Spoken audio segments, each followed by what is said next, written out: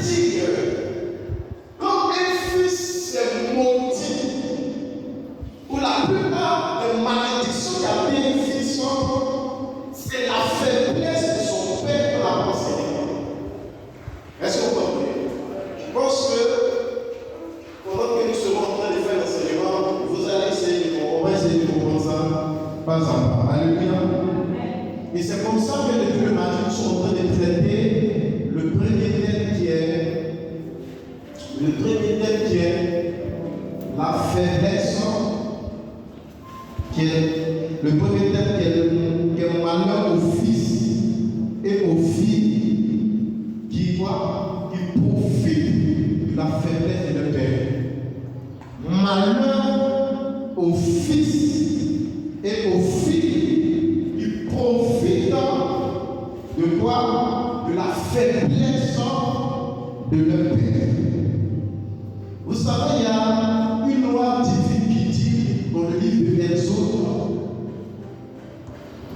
honore ton père et ta mère.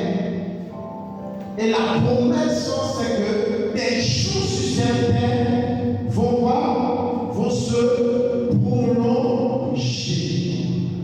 Ça, c'est une loi divine. Maintenant, cette loi-là, elle est reprise par Paul dans le Nouveau Testament. Donc, elle devient encore plus une loi divine. Elle devient une loi christique.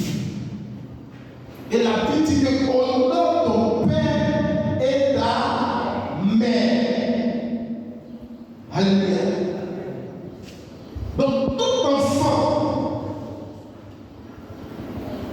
ou la plupart des enfants qui meurent, ou qui vivent des malédictions extrêmes, ce sont ces fils et ces filles-là qui n'ont pas soit retenu l'enseignement sur la faiblesse de leurs parents, ou soit qui n'ont pas eu l'enseignement, mais qui n'ont pas mis en pratique.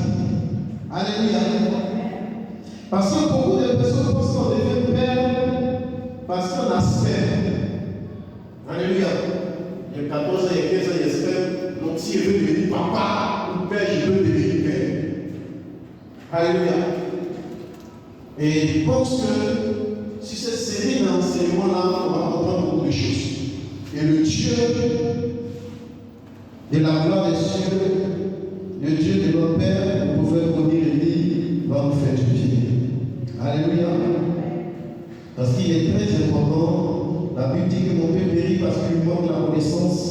La Bible dit que mon peuple a refusé d'apprendre. C'est pourquoi mon peuple est esclave. Donc,